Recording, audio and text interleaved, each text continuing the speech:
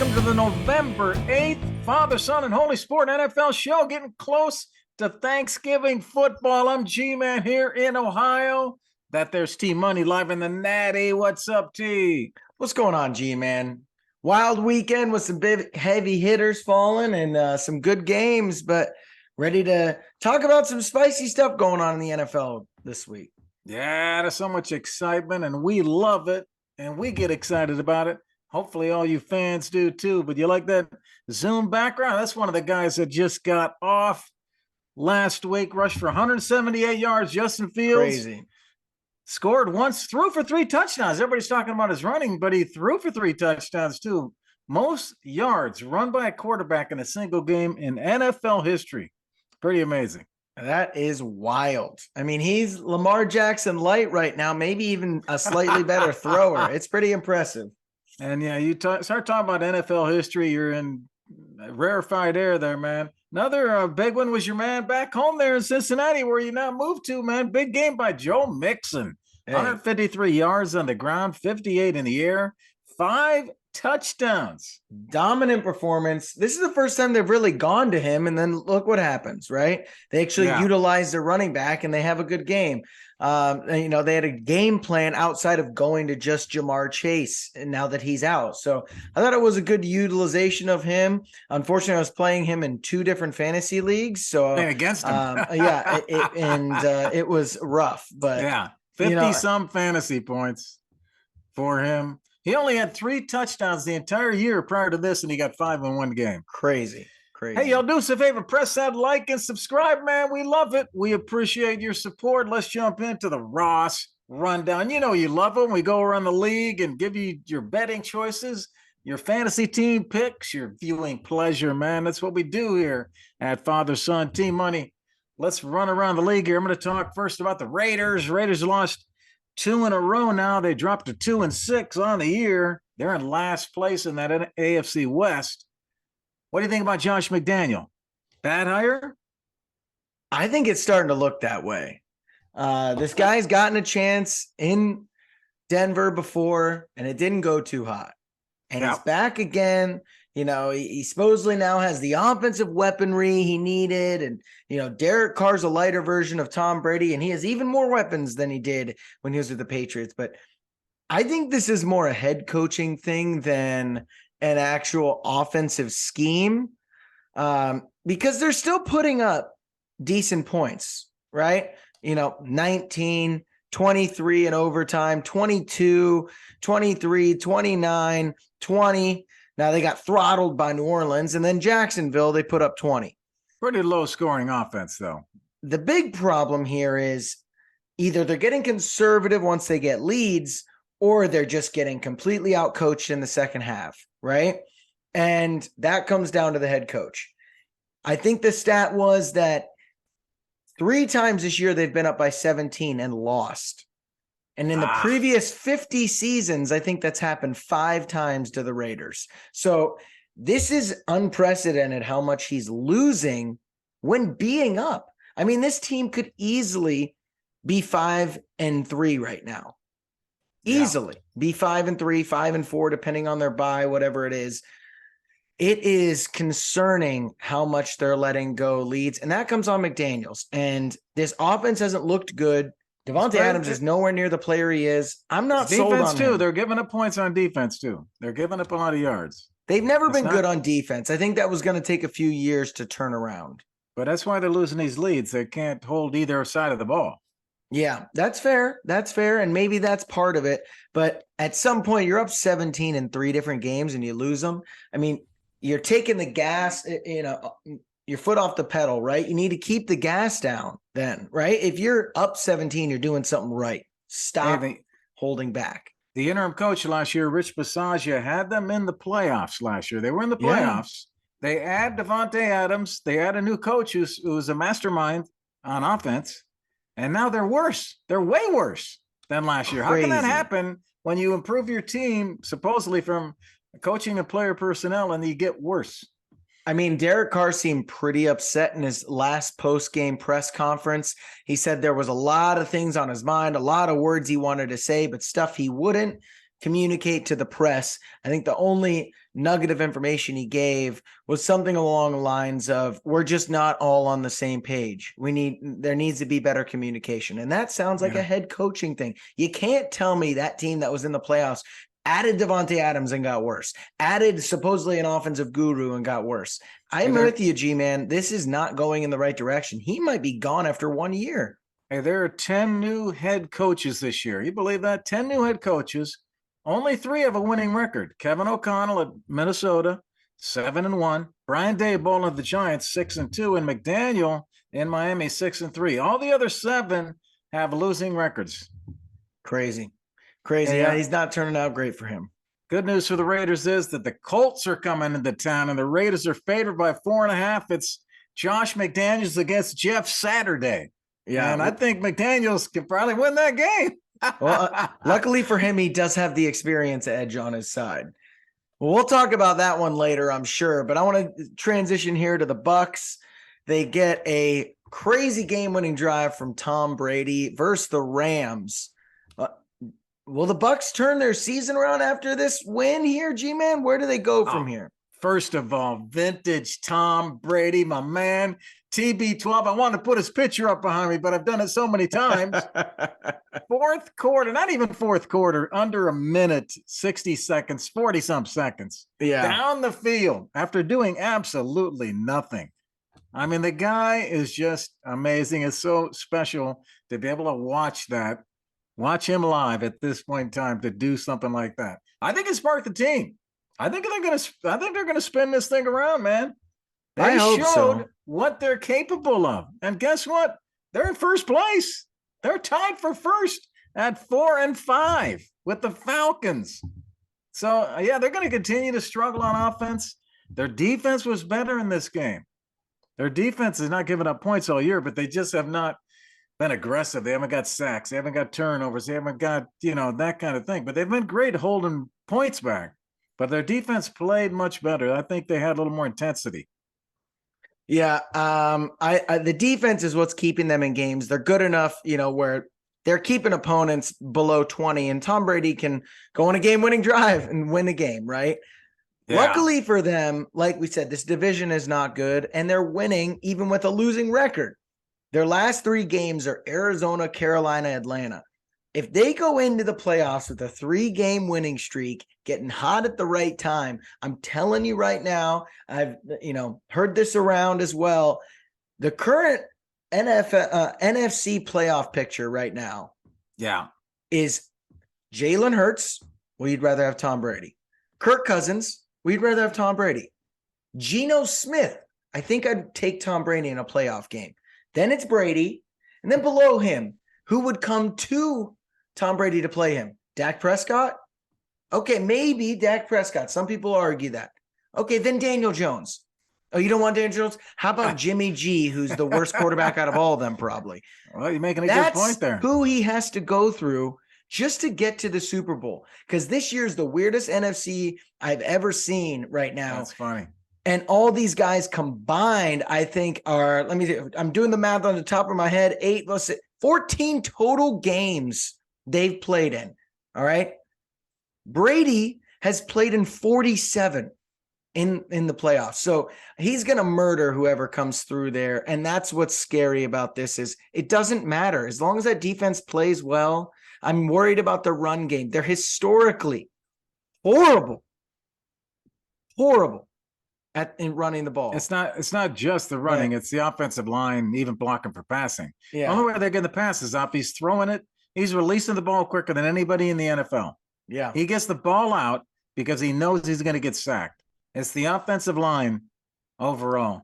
But the Seahawks and Bucks play in Germany Sunday morning. Make sure you get up early, Team Money, 9:30 Sunday morning. You got to be up, man. The Bucks and the Seahawks in Munich. First game, NFL game ever in Germany. Bucks favored by 2.5. Brady's 3-0 in international games. So we'll see what happens there. I think the Bucks go out there and win that game. Yeah, I tend to lean with you too, especially when you think about who they're playing. Seattle has the longest flight in NFL history to go play a game, and this isn't even close, corner to corner of the world, not the country. So I'm worried for them and just pure jet lag. Yeah, that's a tough one. Let's talk about someone else in that NFC, as you talked about. There's a few teams at the top that can challenge Brady, and one of them is the Eagles. They're 8-0. What do you think? Do they finish undefeated? I know that they're going to be favored in pretty much every game forward, right? But division games are hard, and they still have at the Giants. They still have at the Cowboys. Those are hard. And the Saints aren't a rollover team. Chicago seems to be getting it going now. Justin Fields, like you said, your guy, looks good. And then they're playing Tennessee. Tennessee before last week had won 5 in a row, probably going to win their division. So, and Green Bay's no slouch, if Aaron Rodgers has a decent game. So I'm just saying, I think they're going to go 14-3. That would be my guess. They're just on they're going to win the next 2 games. Washington, Indianapolis, probably beat Green Bay. All right. So that leaves 6 left. That's 6 left. They might be 11-0, but after that, Tennessee, the Giants, Chicago, Dallas, and then the Saints, and then the Giants again. That's 6 pretty tough games. I think they should be favored in all of them, but I don't think they go undefeated. That's really hard to do. There's a reason no one does it. So I don't think they finish undefeated, but they're going to get pretty close. I think they get to 11. No problem. But eventually they're going to have a bad game. Hurts will throw a couple picks. He's still young. I don't see them going undefeated, but I love this team. Every level of this team I love. The Houston game wasn't even as close as it looked. I watched that game on Thursday. They dominated all lines of scrimmage. Dameon Pierce is a monster in his own, so he was running all over the Eagles, but they controlled that game. So yeah, they did. And I agree with you, man. I think they get beat too. I think they lose on that 3-game road trip in December. They're going to lose at least one of those. They got the Giants on the 11th of December, the Bears on the 18th, and the Cowboys on the 24th, Christmas Eve.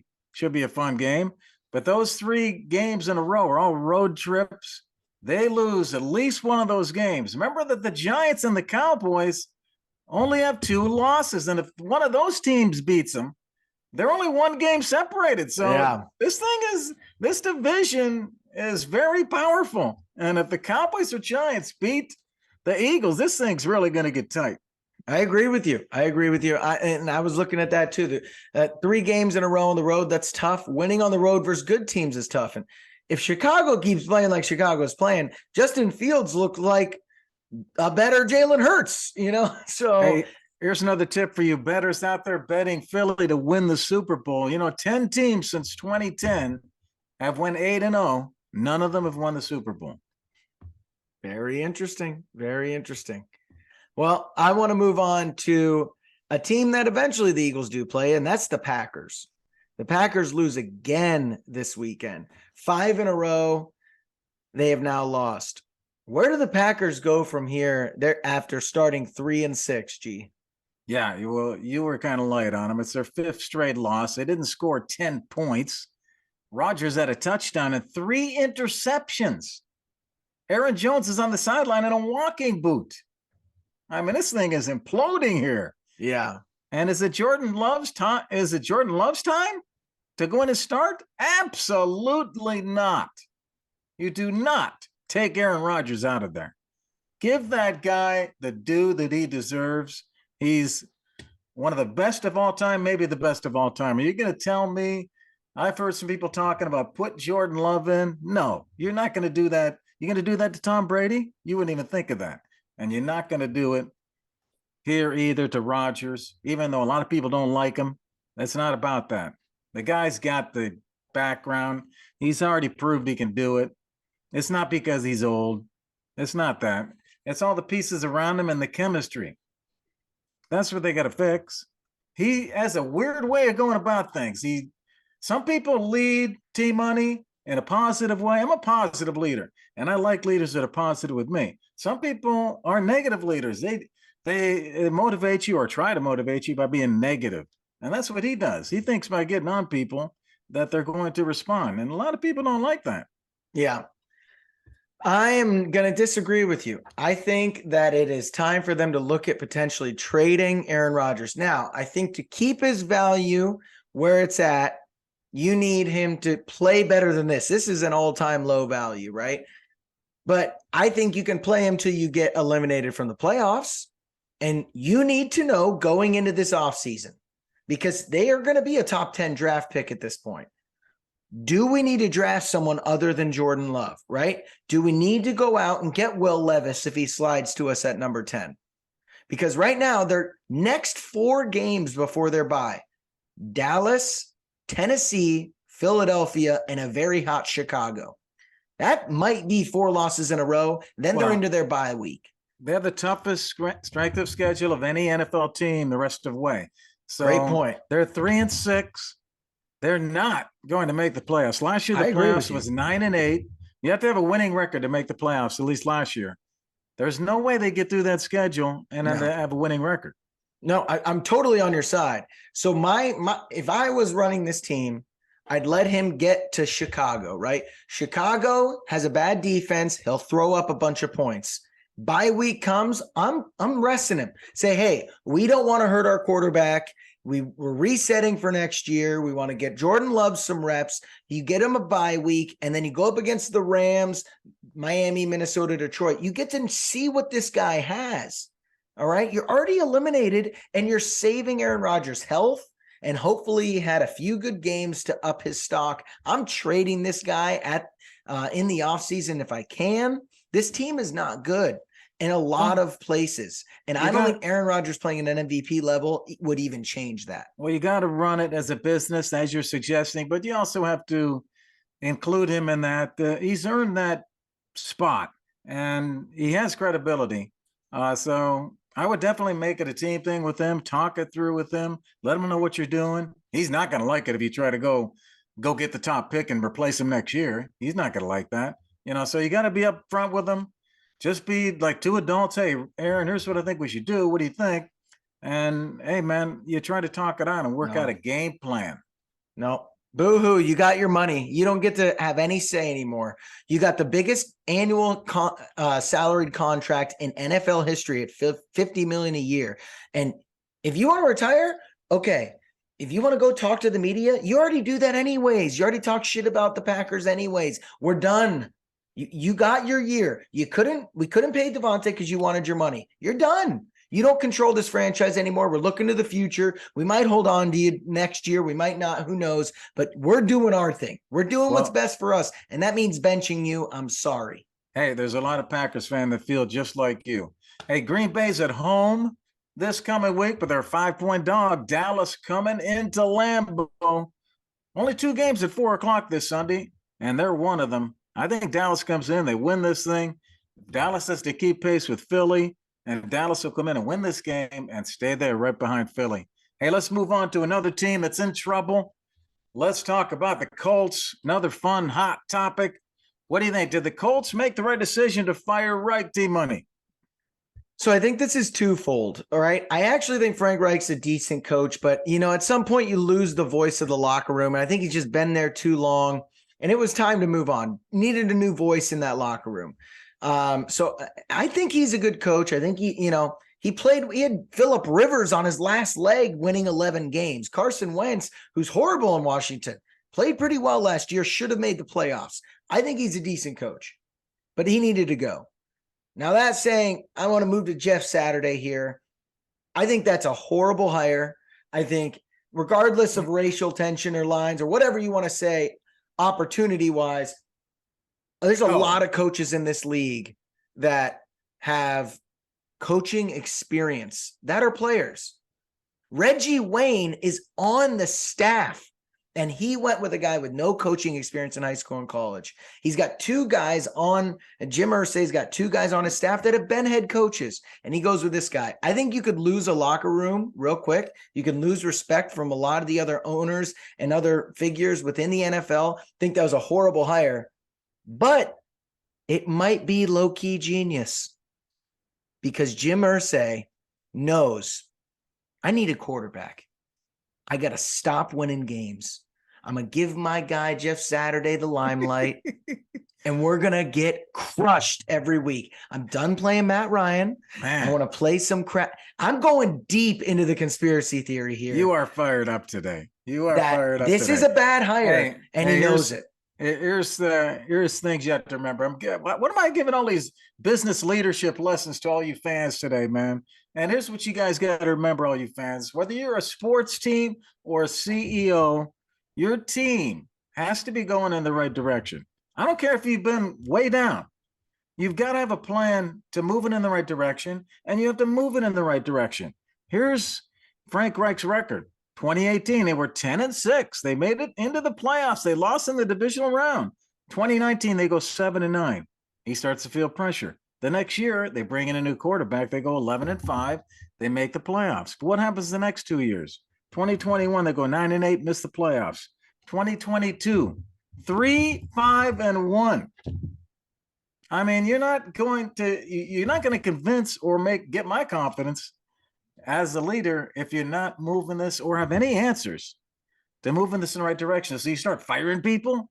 You start firing people on your team because you can't figure out what to do. The team's going in the wrong direction. They had to make this move. Hey, that's fair. I'm agreeing that it was time for a new voice.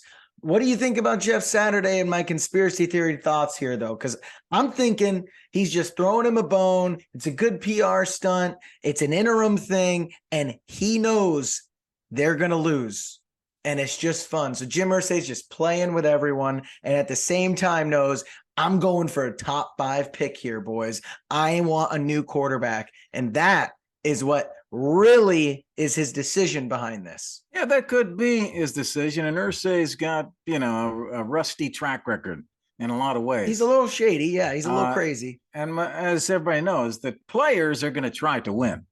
The owner wants to get that top draft pick maybe, but I don't know Jim Irsay. I haven't really studied him. I don't know really what he's like, but I have heard a lot of negative about him.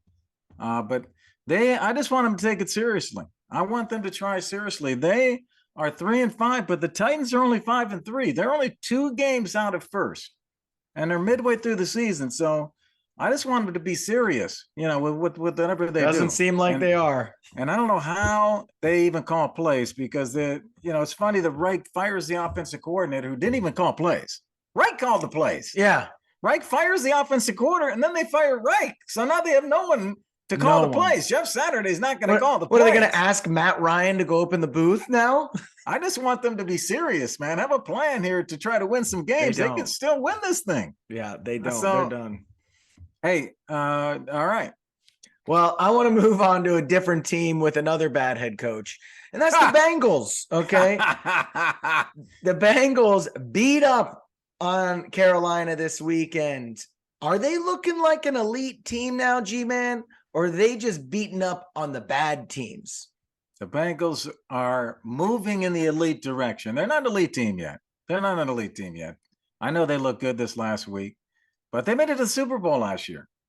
And, Burrow and Mixon and their receivers are elite. So that offense, has elite people on it, but the offensive line's still an issue. Yeah. They're causing all kinds of havoc because they can't block. Yeah, they blocked this week, and Mixon ran great. And that's great when you can do that. But the play calling's been off. When Chase comes back, Chase and Burrow are unstoppable, and so you got this offense. If you look at their stats, their passing offense has been unbelievable, and it was unbelievable last year, and it'll be unbelievable again. They have not been good at running. I think that's why they're so excited. Yeah. Last year, they had a terrible running game, and they made it all the way to the Super Bowl. And now if they can get the running game going, could that offense keep them in all the games? In other words, they just outscore people because that defense is not doing the job. Last year was way better. Yeah. The defense is ranked in the bottom half of the NFL. Last year, their rush defense was number 5 in the NFL. So their defense is not doing the job. They're just going to outscore people. They're not elite yet. No, they're not elite yet. Yeah, I agree with you. I don't think they're an elite team. I do think they've been getting away with beating up on some bad teams. You go back and look at their wins. They beat Miami without Tua. They beat the Jets without Zach Wilson. They beat Atlanta. They beat New Orleans with Andy Dalton. So, and then Carolina. So I am a little concerned moving forward. I mean, I'm looking at their schedule right now, G, and it's a little more daunting than people might think. Pittsburgh already beat them, but let's be honest, TJ Watt's not there. I think they'll get away with this one now. They should have won already. But then you have Tennessee, Kansas City, Cleveland, who you've already lost to, Tampa Bay, New England, Buffalo, Baltimore. Yep. They need 4 wins at least to get to the playoffs. I mean, I'm looking at this right now. Like, okay, let's say Pittsburgh. Now you need 3 wins. I'll give you New England. Okay, you should be able to beat them. Cleveland. All right, I'll give it to you. But now you got to beat Kansas City, Tampa Bay, Buffalo, or Baltimore. You got to beat one of those guys, and that's a daunting ask for this team who seems to be getting out-coached. Zach Taylor does not look like he's an elite coach at this point, and the defense is leaky, and Jamar Chase isn't there. This is a scary finish for me as a Bengals fan here. I'm a little pessimistic at the moment. I don't think they're elite yet, but if they can get through that stretch and make the playoffs, I think that shows that they are ready to be contenders. I wouldn't want, you go into the playoffs beating Baltimore, beating Buffalo back-to-back weeks. Okay, those are 2 heavy hitters. Those are 2 of the top 3 teams in the AFC. So I would be I would feel better then. Good point. Good point. The Bengals are on a bye this week. When they come back on November 20, they will have the Sunday night game in primetime, Team Money. 2 teams that hate each other. You mentioned them, the Steelers and the Bengals going at it. That'll be a great matchup. And hold on a second. Wait, did I hear you? Yeah, I got you. Is Randy ready? Okay, we are too. Okay, it's time for Cousin Randy bringing us this week's Chug and Chant. Hey, welcome into this week's Chug and Chant. It's Cousin Randy here, ready to race. Maybe the fastest man in the NFL, because that's who I'm chanting about this week. Let's get the chug in. And then we'll get to my guy.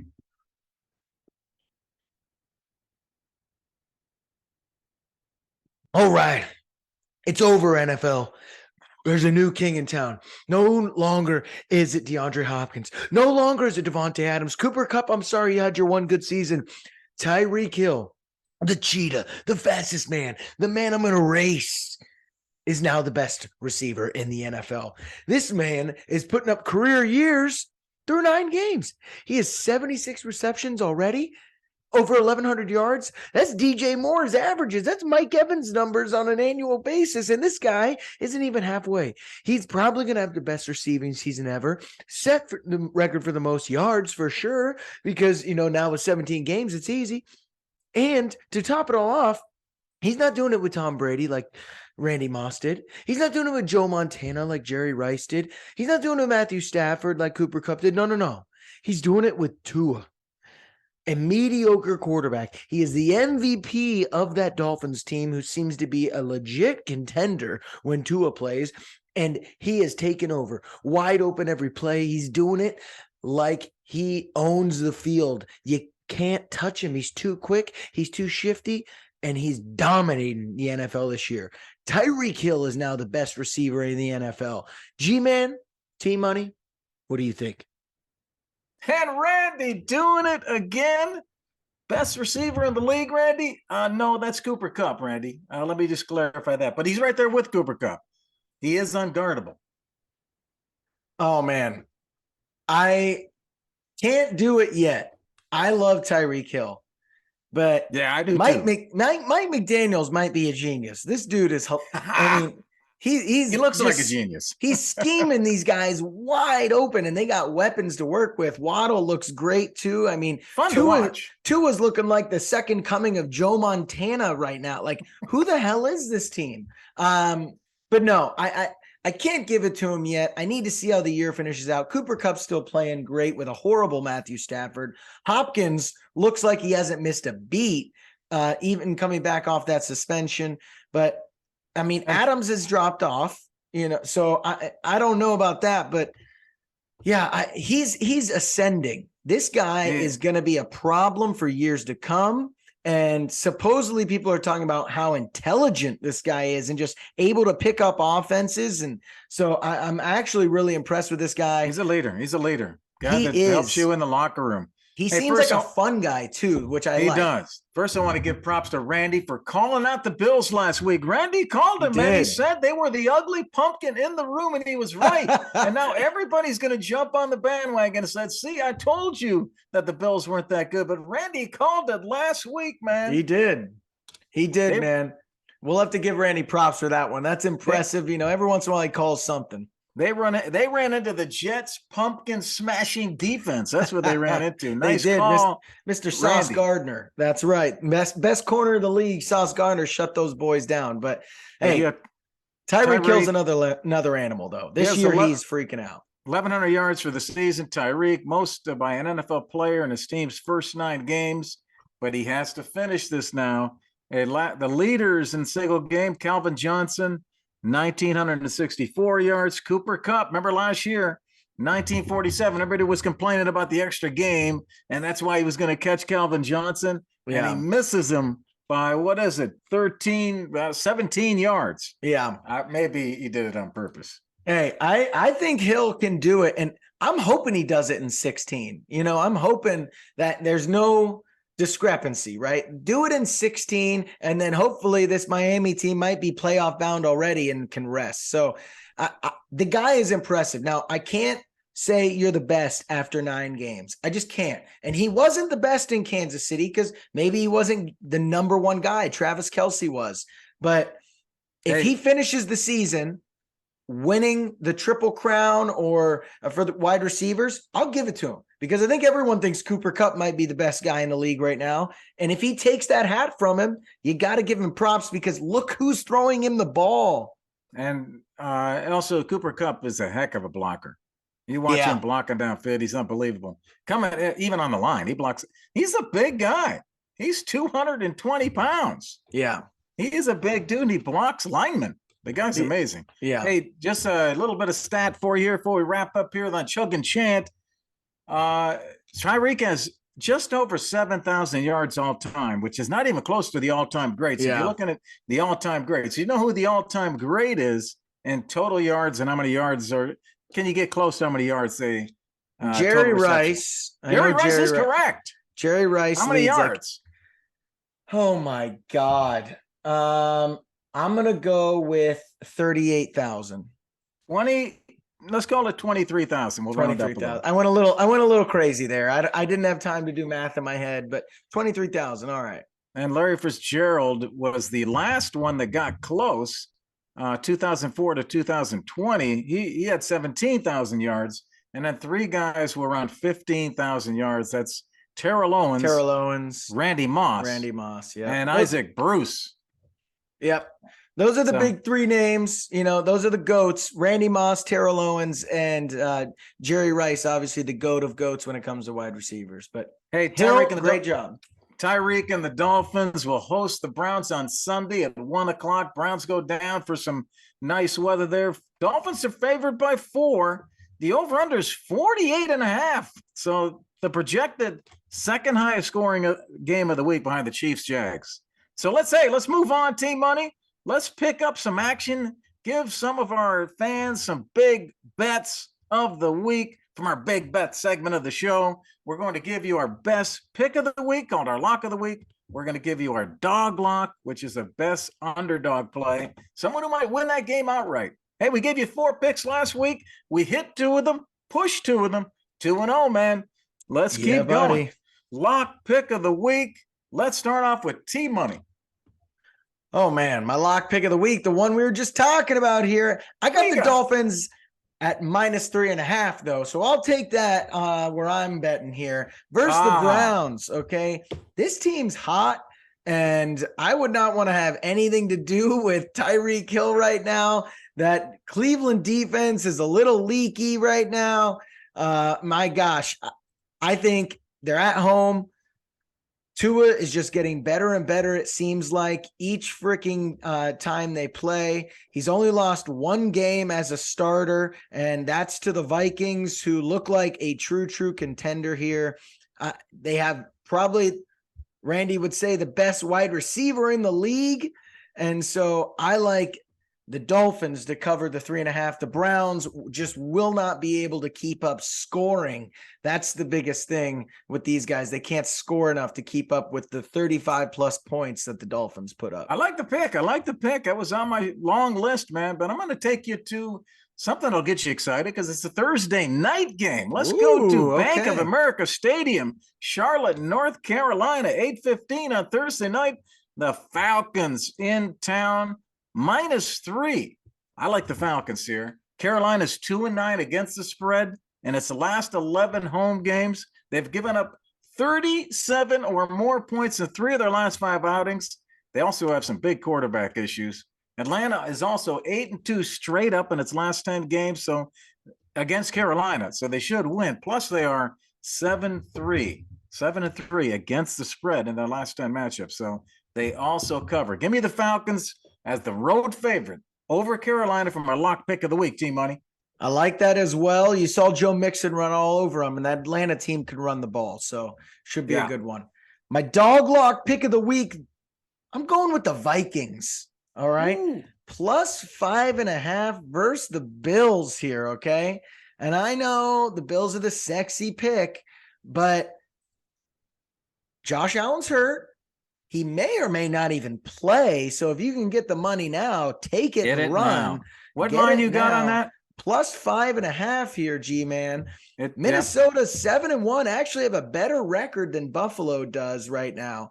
Kirk Cousins is having a pretty decent year, 13 touchdowns, 6 picks, 2,000 yards. I mean, Josh Allen has more picks than Kirk Cousins does. Dalvin Cook is playing well. So I like this team now with TJ Hawkinson to come in and put up some points.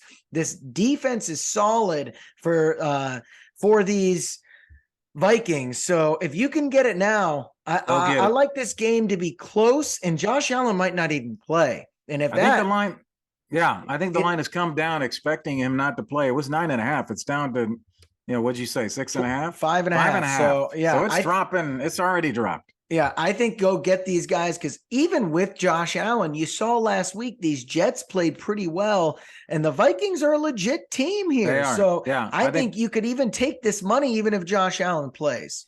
Josh Allen doesn't play. I think the Vikings probably win the game. Oh, outright for sure. But let's go to G-Man's dog lock here. Let's go to MetLife Stadium, East Rutherford, New Jersey, where the Giants host the Texans, 1:00 Sunday. They're 6.5-point home favorites. I like the Texans here coming in with those points. Houston and Pierce played well against the Eagles. They did. They've covered 67% of their road games this year. Okay. The Giants are pretty good at home against the spread, but they've been doing that as a dog. Now they're a 6.5-point favorite. I think it's a low-scoring game, T-Money. I think this is, and because it's low-scoring, that 6.5 is going to be hard to cover. Both teams run slow, methodical offenses. They don't try to, do hurry-ups. So this thing's going to be low-scoring, close. New York's allowing less than 18 points per contest inside MetLife Stadium this year. So they could hold them to 18, but if they hold them to 18, I don't think that covers. The over-under is 40. So that could mean 22-18 is the score. Give me the Houston on the road as the dog at the Giants to keep it close for my dog lock pick of the week. All right. I like it. Pierce is a beast. So we'll see some of the 2 best young running backs go up against each other, Barkley and Pierce here. But let's move on to G-Man's player prop of the week. What do you got for us, G-Man? Oh, yeah. Last week I gave you Eckler, told you to do the receptions and the rushing. He had a great game. 25 fantasy points, 47 rush yards, 7 receptions and a touchdown. Solid day for Eckler. And it is Tuesday, so not everything is up, but here's who I like. I'll give you 2 names here that I like, starting off with Christian Kirk. Over on receptions and yards, last week he had a season-high 8 receptions for 76 yards, scored a touchdown. He has seen at least 5 targets in all but 1 game this season, including 26 targets in the last 3 games. He's got Kansas City this week. I think he has a big game. The other name I'll give you T-Money is a running back, Nick Chubb. Nick Chubb coming off the bye. He's facing the Dolphins. He ran for 101 yards and 2 touchdowns last game. He had a 3-yard reception, 10 rushing touchdowns in the last 8 games. Look for the yardage prop on Chubb and look for the touchdown prop. He will score against the Dolphins at least once.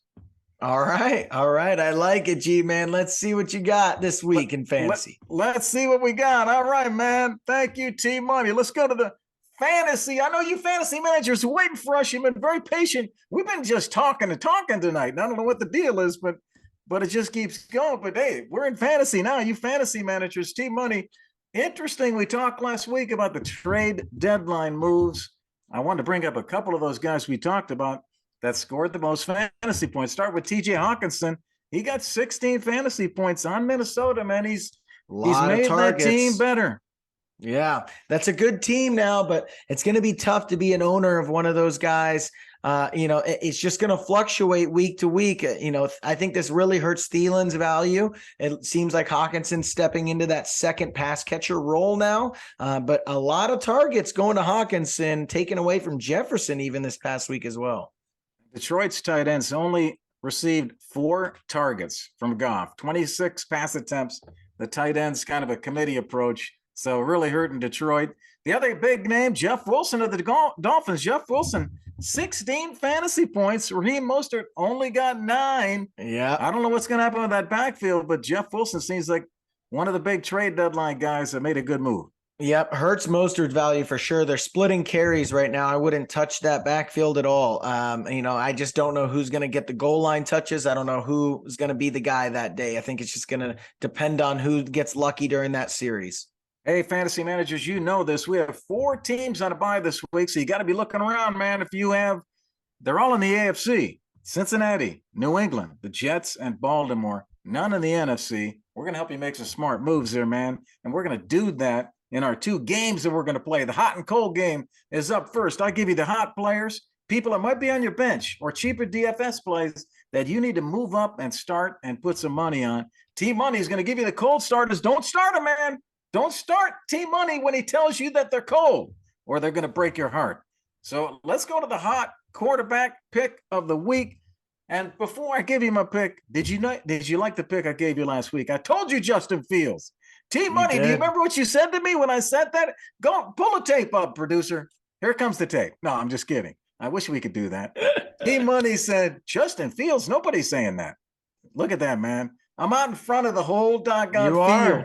Justin Fields went off for 43 fantasy points on my hot pick of the week. You know what my hot pick of the week is this week? TB12 in Germany against the Seahawks defense. He threw the ball 58 times last game, 280 yards and a touchdown in that beautiful ending. He showed up when the team needed him most. He changed the momentum. He's never lost a game on foreign soil. He's 3-0. And here's the key point, T-Money. He's outscored his opposition in those 3 games, 113-22. Now, that was all with the Patriots, but he blows people out when he gets on international ground. If you're playing DFS, Brady's only going for 6,100. That's a great buy. Tom Brady's a start in Germany. My upside quarterback hot pick of the week. All right. I like it. Well, let's stick to the same game then, because Geno Smith's my cold QB of the week. It could be a blowout then. It might be a blowout. Projected 17.2 versus the Bucks here. Like you said, they're over in Europe. They're in Munich, even further than the London games. Geno Smith's averaging 18.2. That's great.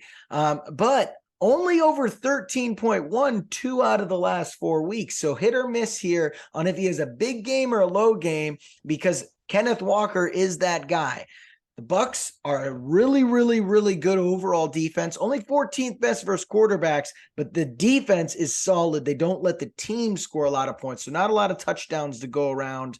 I like Geno Smith as the cold QB just because of that long, long flight from Seattle all the way to Munich. That's a very, very long flight. The Seahawks are going to be struggling. Brady goes in and wins that game and Geno loses. That's going to be the talk of the town right there. That would really shift the gears in those races, because looking at them just the opposite right now. Hey, hot running back, you're going to be surprised by what you just said. I'm going with Jeff Wilson against the Browns defense. Jeff Wilson, 9 carries last game for 51 yards. He also caught the ball 3 times and had a touchdown catching the ball. Yes, he did split the carries, but he ran 5.7 yards per carry. Mostert only 2.9 yards per carry. I think Wilson's going to emerge here. If you're playing DFS, Wilson is a better buy than Mostert. Wilson's 5,500, Mostert 6,100. And so I'd say Jeff Wilson is the start. My upside hot running back pick of the week. All right. Might be good value. I do like that. My cold pick of the week here, I'm a little worried about it because it's going up against Carolina, Cordell Patterson. All right, projected 12.4, but I think Mariota is going to get a lot of touches here, and so is that Tyler Algier, who still split carries with Cordell last week, okay? Yeah. Cordell, yes, had a lot of points last week, but that's because he had 2 touchdowns. 13 carries for 44 yards. Nothing too impressive here. He's still coming off of injury, and I think that he's going to be held into check a little bit because he's splitting carries. Mariota is going to most likely be running this ball a lot himself. And I don't think this is going to be a high scoring game. I don't think everyone's going to be scoring touchdowns or high flying or, come from behind here. This is going to be a 19-16 game. And I just don't see a lot of action for Cordell, especially 44 yards last week. 2 touchdowns is his big reasons why he scored so many fantasy points right now. I think that regresses to the mean and he doesn't get one this week. Okay. That's good, man. That's good. Good pick there. Hey, I'm going wide receiver. I'm going to go to Christian Kirk against that Chiefs secondary. I already talked about Christian Kirk in the player prop. I think he's a good play. I gave you some of his stats already. He's the number 1 guy there. The only other option that's consistent out there in Jacksonville is Travis Etienne. But I think Kirk gets a solid stat line here in this game. On DFS, he's only going for 5,900, so he's below $6,000 on DraftKings. So I think it's a good buy. Christian Kirk is the start. My upside wide receiver, hot pick of the week. All right. I like it. Like you said, Kansas City defense are probably playing from behind. A lot of targets right now. My cold wide receiver of the week, CeeDee Lamb, projected 14.3 versus the Packers.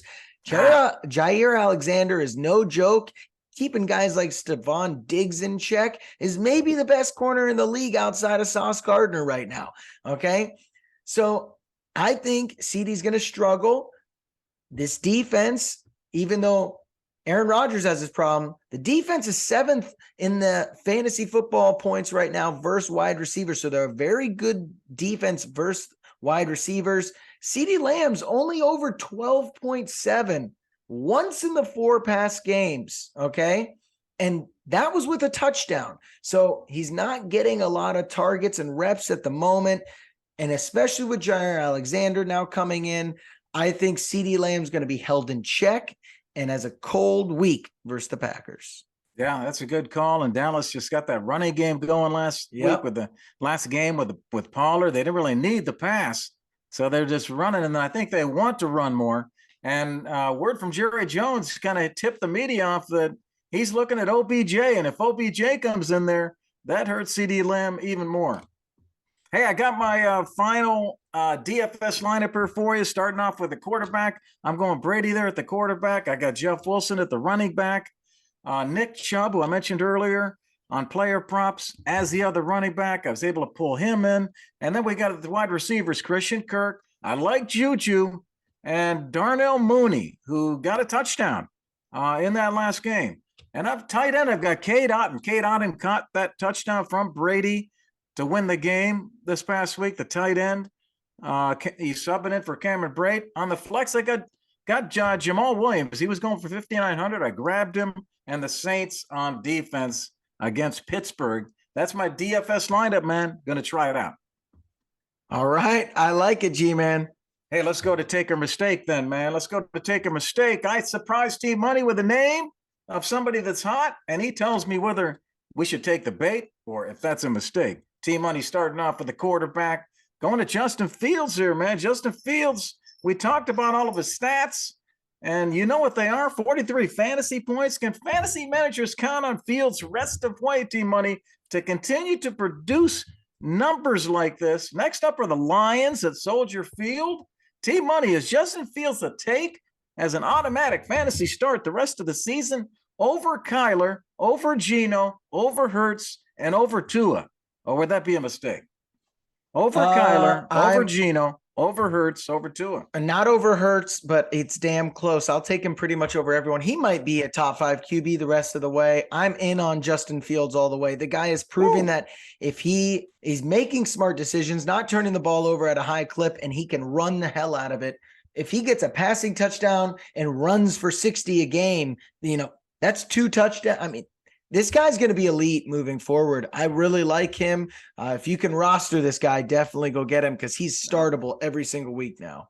Oh, wow. Isn't that funny how that changed so much on Justin Fields in a short amount of time? Crazy. Hey, let's go to running back, a guy I know you like just by what you said. Tyler Algier out of Atlanta. Tyler Algier rushed 10 times for 99 yards and brought in his only target for 24 yards on Sunday. He produced 13 fantasy points despite Cordero Patterson coming back off of his IR knee injury. Can fantasy managers count on the rookie Algier to keep a streak going of 3 straight weeks and double-digit fantasy points? T-Money, is Tyler Algier a take as a fantasy start this week, or would that be a mistake? Sure, deep flex play. Okay, Carolina's run defense is really good. You're not confident. I'm not confident in that. I feel like there's better options. I would play like Zay Jones or something over him probably. But, go get Algier if you need a low key. Like Carolina's a bad run D, so you might be able to go out there and get 15 points from this guy.